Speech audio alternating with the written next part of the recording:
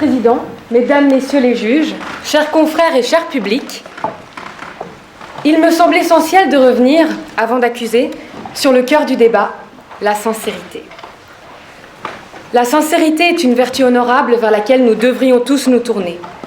L'expression réelle, dénuée de toute médisance, quelle belle qualité humaine. Cette vertu englobe l'audace, le courage, mais aussi la bonté et la bienveillance. Nous nous devons de rejeter les courbettes hypocrites, les flatteries à outrance qui viennent étouffer nos relations sociales. Le prévenu, Alceste, se présente comme un iconoclaste, prédicateur du langage du cœur, du franc-parler à toute épreuve. Pourquoi plaider en la défaveur de l'homme qui a fait de la vérité son principe cardinal, me direz-vous? Alceste attaque de front le mensonge. Il semble pourtant oublier les limites de la sincérité, et c'est justement parce qu'il les outrepasse que je le condamne. Que je condamne ses passions exacerbées, son discours acariâtre, son manque de retenue et d'égard pour autrui, uniquement motivé par son orgueil. Aujourd'hui, je vous invite donc à me rejoindre pour accuser celui qui se prétend représentant de la sincérité, mais qui ne fait que l'éclabousser de ses déboires. Aujourd'hui, je vous invite à me rejoindre pour accuser Alceste. L'accusé est né sous un mauvais astre. On le surnomme l'atrabilaire en raison de sa bile noircie, de son aigreur. Cette bile putride vient obstruer sa vertu, ronger ses sens, si bien que son discours empeste la jalousie, l'orgueil, l'égoïsme. Il stagne dans ces eaux troubles qui entachent sa vertu, dénaturent sa sincérité. On ne peut plus parler de langage du cœur, mais plutôt d'impulsion, de colère. Lorsqu'Alceste offre son cœur à Héliante, ce n'est pas pour se dévoiler avec authenticité, mais c'est pour se venger de Célimène. Comment ne pas accuser un homme qui transforme un geste pur en un châtiment? Comment ne pas accuser un homme pour qui aimer rime avec triompher? Il est de mon devoir de rappeler aux prévenus que nous sommes des êtres sociaux. La cohésion au sein de la communauté paraît essentielle pour que nous puissions cohabiter, coexister. C'est pour cette raison que nous avons des codes. Sans eux, l'humain court à sa perte. La sincérité ne doit pas servir à rompre cette harmonie, et pourtant, entre les mains d'Alceste, elle devient un poignard aiguisé, venant éventrer la paix sociale. Ce meurtre passionnel n'est pas excusable, son auteur ayant un mobile égoïste. Constamment en décalage, colérique, l'accusé se révolte à la moindre contradiction. Quand ses amis, Héliante et Philinte, tiennent un ton modéré, il élève la voix de façon démesurée. Quand ses pairs s'adonnent au jeu des portraits, que l'allégresse est à son paroxysme, Alceste se distingue par son manque d'humour. Davantage plaisir innocent que procès d'abonnés absents, ce n'était qu'une joute d'esprit. Pourtant, le misanthrope, toujours dans l'excès, s'offusque, rompant à nouveau un heureux instant social. J'accable l'accusé aussi pour son machisme. Alceste se dresse en juge en affirmant, par exemple, qu'il irait dire à la vieille Émilie qu'à son âge, il sied mal de faire la jolie et que le blanc qu'elle a scandalise chacun. Quoi de plus sexiste que de jaser sur la tenue d'une femme, sur ce qu'elle a le droit de porter ou non? Sur la même lignée, lorsqu'Arsinoé, femme de lettres et d'esprit, outrepasse les codes pour séduire Alceste, pourquoi choisit-il de les conduire comme un goujat? Pourquoi ne pas modérer ses propos? Certains me diront qu'il ne s'agit que de maladresse. Je leur répondrai que le prévenu n'a aucune estime pour la gente féminine. Se sentant supérieur, Alceste se permet de se montrer odieux, sans penser un instant qu'il peut blesser. Orgueilleux et machiste, il frôle parfois la tyrannie. Cet individu menace la paix sociale, mais aussi l'émancipation de la femme. Tel un maître face à son esclave, Alceste force Célimène à se dévoiler publiquement, à ne choisir qu'un amant. Il l'asservit de manière éhontée, l'oppresse, lui posant un dilemme cornélien. La belle doit choisir entre son univers, sa liberté, et suivre celui qu'elle aime. En lui demandant de tout quitter, Alceste promet à Célimène davantage l'exil que l'idylle, sans aucune considération pour ses intérêts. Célimène a besoin d'être entourée. C'est une femme sociable qui ne peut vivre en isolement. Alceste le sait, mais son confort primant celui des autres, il ne prend pas ce détail en compte. Le prévenu s'érige en roi, souhaitant conquérir Célimène plus par orgueil que par amour. Tel un vautour, il aurait préféré que sa belle soit réduite en un sort misérable n'est ni rang, ni naissance, ni bien. Ces paroles pourraient vous choquer, pourtant je ne fais que citer l'accusé. Pour Alceste, l'amour ne signifie plus souhaiter du bien à l'autre. L'amour ne signifie plus voir son partenaire comme sa moitié, mais plutôt comme un butin à cacher. Son cœur noirci par la bile, Alceste feint de pardonner les mensonges de Célimène pour mieux la manipuler, l'attirer et ne surtout pas être disqualifié de la course au jupon. Paradoxal venant d'un homme qui ne jure que par le mérite, selon ses dires, tout individu doit être reconnu à sa juste valeur. Pourtant, au lieu de chercher à mériter les attentions de Célimène, il la pousse dans ses retranchements, l'étouffe et use de chantage. Comme si bafouer la paix sociale et la liberté de la femme ne suffisait pas, Alceste va jusqu'à opprimer les arts. Prenons par exemple l'instant où, face aux autres dans le salon de Célimène, il critique le sonnet d'Oronte. Pourquoi ne pas quitter le salon au lieu de rester pour s'immiscer tel un trouble-fête ? Pourquoi préférer humilier Oronte qui ne fait que se laisser aller à ses élans créatifs ? Alceste est belliqueux et se contente d'entrer en opposition avec ses pairs. L'objectif de toute critique devrait être d'apporter sa vision, d'argumenter, sinon on sombre dans le caprice puéril. Aucun homme ne voudrait voir ses velléités artistiques être dénigrées de la sorte. Pour citer Pierre de Haye, la sincérité est parfois audace de grand mérite, parfois lâche facilité. Il semblait facile à cet instant pour Alceste d'écraser Oronte par provocation plus que par vertu, par envie de lâchement piquer au vif plus que par envie d'échanger. Prompt à la violence, Alceste ressort comme un homme dangereux. Son fidèle valet du bois devient la cible de son impétuosité lorsqu'Alceste le menace de lui casser la tête. Le prévenu n'a aucune considération pour les petites gens et va jusqu'à se servir de son rang pour écraser les autres. Sans aucune retenue, il attaque, déverse sa rage et ne tente même pas de camoufler sa mégalomanie. Est-ce ainsi que l'on remercie son serviteur pour ses loyaux services ?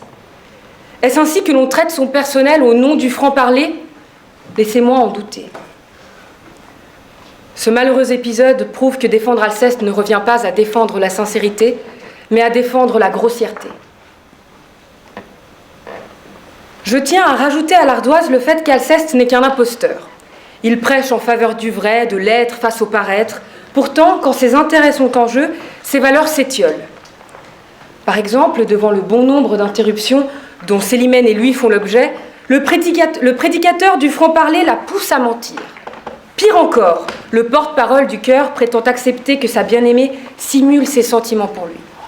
Pour citer ses dires, « Efforcez-vous ici de paraître fidèle, je m'efforcerai moi de vous croire tel. » Escroc discréditant son propre discours pour finalement capturer sa proie, Alceste tourne en ridicule les hommes droits, juste pour gagner une course à la chair. Pour clore ce réquisitoire, je souhaiterais rappeler aux prévenus que l'acidité ne devrait pas être l'amante de la sincérité. Qu'au lieu de vouloir se fâcher plutôt qu'entendre, il devrait parfois écouter le rationnel filante.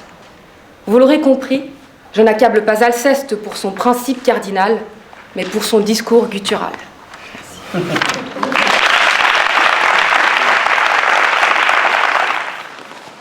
Je verrai dans cette plaidoirie si les hommes auront assez d'effronterie, seront assez méchants, scélérats et pervers pour me faire injustice aux yeux de l'univers. Eh bien, mon cher Alceste, nous y sommes. Votre condamnation par le tribunal des maréchaux ne vous a donc pas suffi. Après toutes les mises en scène de vos déboires devant la cour, toutes les imitations que l'on a pu faire de vous, après que votre personnage ait été tourné au ridicule aux yeux de tous, vous êtes encore là, face à nous, 4 siècles plus tard. Et permettez-moi de vous dire, mon cher Alceste, si tant est que votre dessein est de rompre en visière à tout le genre humain, nous pourrions aisément ici vous faire paraître bons et sages aux yeux de chacun. Tous les hommes me sont à tel point odieux que je serais fâché d'être sage à leurs yeux. Vous ne changerez donc jamais ? Mais attendez, j'ai une idée. Nous pourrions dire que oui, que vous regrettez profondément, ou que vous avez été suffisamment atteint par les conséquences de vos actes. Acte 1, acte 2, acte 3. Vous avez déjà beaucoup trop souffert, nous sommes suffisamment moqués de vous. Ou alors, je sais, plan B. nous plaidons l'état d'irresponsabilité. Au fond, vous êtes complètement fou et vous voulez... Je veux que l'on soit sincère et qu'un homme d'honneur, on ne lâche aucun mot qui ne parte du cœur. Monsieur le Président, Mesdames et Messieurs les juges, vous l'aurez compris, mon client, ici présent, est profondément décidé à en découdre, une nouvelle fois, avec le tissu du genre humain. Cependant, aujourd'hui, 2 mars 2017, c'est un peu différent. Le tribunal, vous, Madame la procureure, vous ne reprochez pas à mon client un acte en particulier, non. Vous lui reprochez uniquement d'exister. Et de par son seul caractère misanthrope, sa seule franchise de représenter une menace pour la cohésion d'un groupe social. Alors je vous préviens, je ne ferai pas ici l'éloge de la sincérité, ni d'un quelconque idéal d'honnêteté, non. Si ça avait été le cas d'ailleurs, j'aurais déjà dû moi-même enlever ma robe. Non, comme disait le plus grand médecin de l'Antiquité, que tout le monde connaît évidemment, sauf vous peut-être, Madame la procureure. Comme disait Hippocrate, qui a été cité par mon confrère, je ne soigne pas la maladie, je soigne le malade. Et cela m'amène donc à vous poser une question, ou peut-être 2. Alceste, est-il vraiment le personnage que vous croyez? Est-il vraiment ce misanthrope, prétentieux et ridicule que tout le monde croit si bien connaître? Peut-être, et c'est ce que je vous propose ici, devons-nous chercher ce qu'il y a de pire en lui, pour parvenir à ce qu'il a de meilleur. Souvenez-vous, mon client a déjà été condamné. Pourquoi?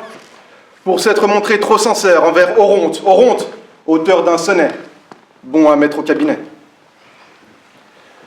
Comme vous le savez tous, voyant que ces compliments pour le moins démesurés et complètement surfaits n'ont aucun effet sur Alceste, Oronte insiste. Il insiste encore et encore, et pousse finalement ce dernier à parler sans feinte. Et pourtant Alceste reste très poli. Il trouve d'ailleurs Oronte très sympathique, de sorte que lui-même, oui, Alceste lui-même, a du mal à rester sincère. Il se retient, il lutte intérieurement, il prévient Oronte, il répète 3 fois, je ne dis pas cela, je ne dis pas cela, je ne dis pas cela. Il va même jusqu'à lui avouer son propre défaut, sa candeur. Un véritable misanthrope aurait-il réagi de cette façon? De même, dans une autre scène, Alceste ne peut s'empêcher de s'énerver en présence de 2 petits, minuscules et pitoyables marquis, venus courtiser Célimène, chez elle, dans sa propre chambre, en la flattant et en l'encourageant, encore et encore, à se moquer des autres. Alors oui, mon client est également jaloux. Mais pardonnez-moi, quelle aurait été votre réaction si 2 hommes, que vous méprisez plus que quiconque, débarquaient dans la chambre de votre propre femme, non seulement pour la draguer, non, mais pour la mettre dans leur propre lit? De nos jours, ce genre de choses finit très mal. Ce que je souhaite vous démontrer à travers ces 2 exemples, c'est qu'Alceste, comme vous et moi, reste profondément humain. Alors certes, il se croit supérieur et se donne des airs en déclarant tout haut qu'il est tous les hommes sur terre. Mais croyez-moi, tout cela relève plus de la colère que du mépris. La preuve, elle est évidente. Et c'est Jean-Paul Sartre qui nous la donne, à travers le personnage de sa nouvelle Érostrate, personnage qui déclare « J'aime si peu les hommes, que je vais tout à l'heure en tuer une demi-douzaine. » Peut-être vous demanderez-vous pourquoi seulement une demi-douzaine? Parce que mon revolver n'a que 6 cartouches. Une personne qui déteste réellement l'humanité et qui représente, Madame la procureure, un danger pour la cohésion sociale, ne critique pas. Elle tue.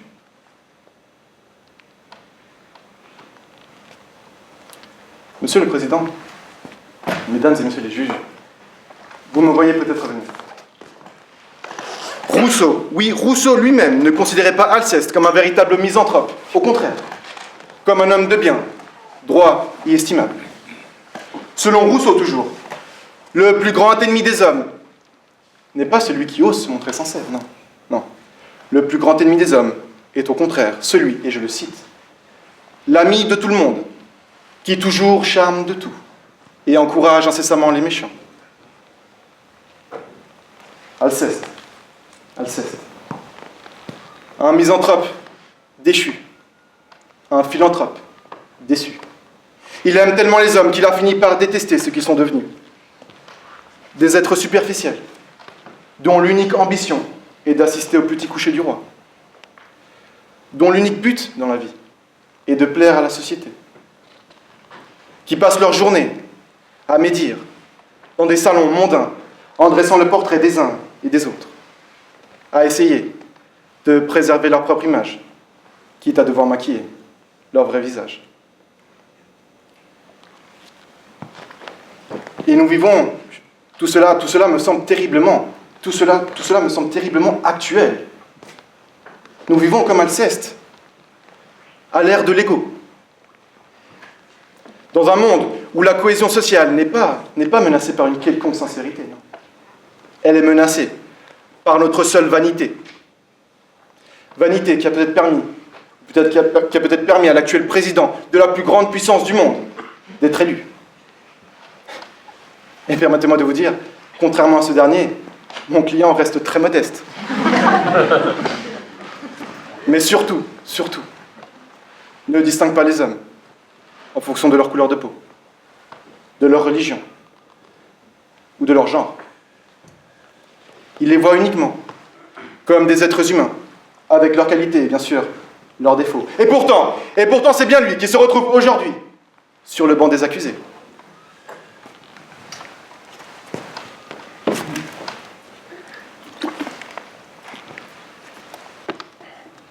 Bernard Werber avait sans doute raison. On n'écoute plus ce que les gens disent.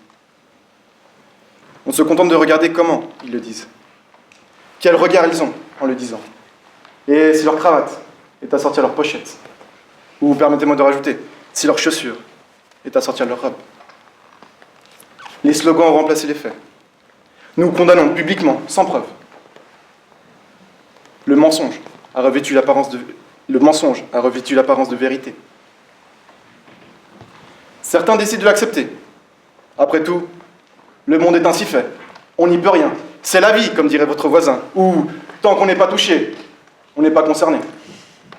Ou pire, se plaignent, lâchement, et souvent après coup d'ailleurs, derrière un écran, dans cette réalité virtuelle, ou au café du coin, pour finalement retourner dans leur petit confort, comme si de rien n'était. Et d'autres à l'image d'Alceste, quitte à se couvrir de ridicule, décident de se lever. Bien plus, de s'élever contre cette indifférence et de se dresser contre cette bienséance.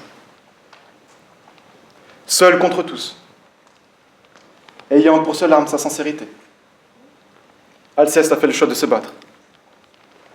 À visage découvert ou à cœur ouvert, comme vous préférez. Contre cet ennemi qui, comme la vanité, détruit les hommes de l'intérieur. L'hypocrisie. Tout cela, vous en conviendrez, relève davantage du courage et révèle une certaine forme d'héroïsme.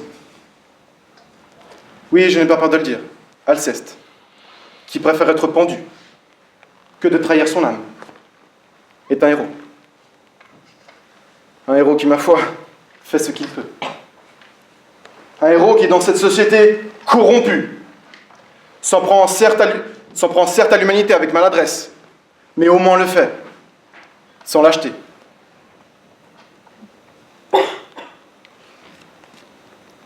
Monsieur le Président, Mesdames et Messieurs les juges, je vous ai démontré qu'Alceste n'est pas ce misanthrope tel que décrit dans l'acte d'accusation, et qu'il ne représente en aucun cas une menace de par sa seule sincérité, une menace pour la cohésion d'un groupe social. J'en ai fini. Et parce que comme tout étudiant en droit, je ne peux m'empêcher de citer les articles de loi, je vous demande d'appliquer l'article 52 du Code pénal et d'exempter mon client de toute peine en vous fondant sur l'absence totale d'intérêt à punir. J'espère que vous rendrez justice à Alceste et que vous le ferez avec diligence et bien sûr humanité. Mon cher Alceste, je me suis efforcé que le fond de mon cœur dans ce discours ce matin. J'ai plaidé pour vous, comme vous me l'aviez demandé. Et si par malheur, vous viendriez à être acquitté, je tiens d'ores et déjà à m'excuser de vous avoir caché ce plaisir de perdre votre procès.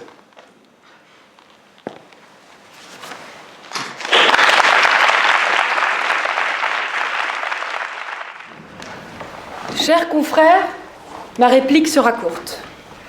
Vous défendez aveuglément votre client. Et je tiens malgré tout à le féliciter. Il a réussi à vous manipuler avec ses valeurs et ses grandes paroles. Sa propension à la victimisation vous a eu. Il est malade, il est déçu. Je me dois de répliquer pour éviter la contamination du public et des juges, de Monsieur le Président.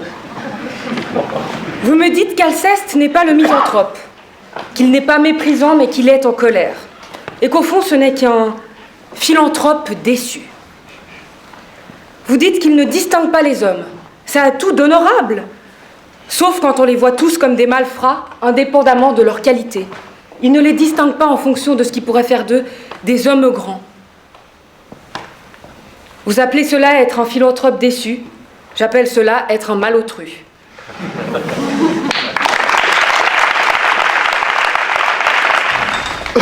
Madame la procureure, je serai bref, moi aussi. Je ne vous aime pas. Et je pense que c'est réciproque. Mais au moins moi, je respecte les règles du jeu. Ou plutôt les règles de la justice. Vous avez parlé de machiste, de meurtre passionnel. S'il vous plaît, tenez-vous-en à votre acte d'accusation. C'est comme au fond, si un homme était accusé de brigandage, et en plein milieu du procès, dans son réquisitoire, le procureur décide finalement de retenir une diffamation. Et pourquoi pas une filouterie d'auberge, tiens. Même si elles sont que poursuivies sur plainte, c'est pas grave, on ne cherche qu'à punir. Je voudrais juste revenir sur deux points qui me paraissent très importants. Tout d'abord, vous avez parlé au début de cette idée de sincérité, de cette bonté, bienveillance. Vous savez, au fond, si la sincérité c'est bien ou si c'est pas bien, moi je m'en fiche un peu. Comme je vous avais dit, si j'avais défendu cette sincérité absolue, je ne serais pas ici avec cette robe face à vous, cela est clair. Mais surtout, ce que vous n'avez pas compris, madame la procureure, c'est que la sincérité est un leurre. Molière, à travers cette pièce, a tenté de sauver la société d'elle-même. Car vous savez, le seul remède à la vanité est le rire. Cependant, cette pièce, comme vous le savez tous, a été très mal accueillie à l'époque. Pourquoi ? Parce qu'au fond, les hommes de la cour se sont peut-être rendus compte que le ridicule, c'était bien eux qui l'incarnaient. Et peut-être que ce soir, c'est aussi vous qui l'incarnez, madame la procureure. Ensuite, concernant cet amour pour Célimène, alors là, franchement, je ne m'y attendais pas. Parce qu'on n'a pas le droit d'aimer déjà comme on a envie et d'aimer celle qu'on veut. Alors effectivement, tout héros a un point faible, une femme.